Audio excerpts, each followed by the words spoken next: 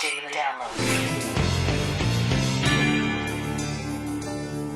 Fidel Castro announces he's probably not immortal, super black holes that are super gassy, and latest nominee, world's worst soccer team ever.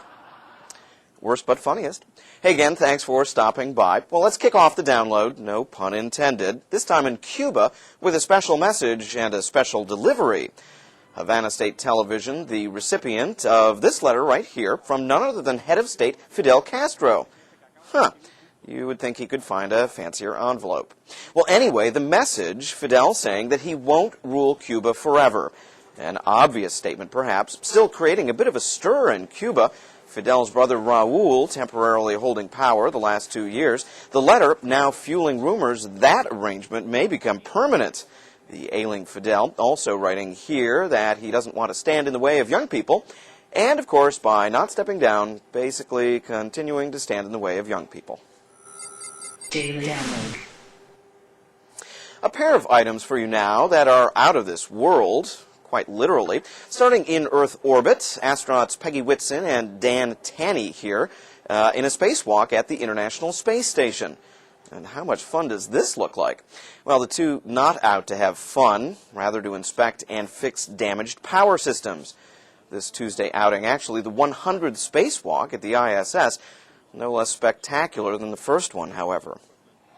You know, if I were an astronaut, I would have one rule. No spacewalks in front of a jet from a supermassive black hole. And here's why. New images from the orbiting Chandra X-ray Observatory. 2 galaxies, both containing supermassive black holes. One has a jet blasting from its black hole, impolitely aimed at the other galaxy. These jets producing huge amounts of radiation. But don't worry, this lethal jet is, quote, light and fluffy. And we've actually calculated and shown that because jets are so light and fluffy, they won't actually have a huge amount of disturbance on the planetary atmospheres of the planets in that galaxy. Well, phew, that's good news for the locals.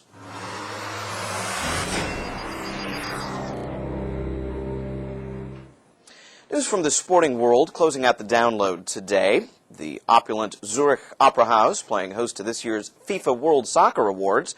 And the big winner, this year's Player of the Year award is Kaká.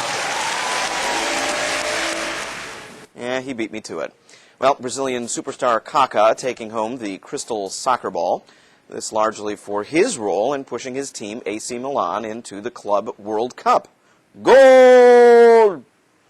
Now, look, we're plenty happy for Kaká and his fans, but the news, really just giving us an excuse to run this.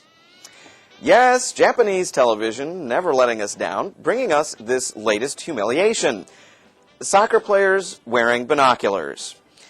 Footballers kicking and missing and kicking again and missing again. And, of course, all this inspiring much hilarity as well. Now, trust us, folks, this stuff just goes on and on and on. We know. We've been watching it all day. Thanks again, Japan. Well, that is your download. We'll see you again tomorrow.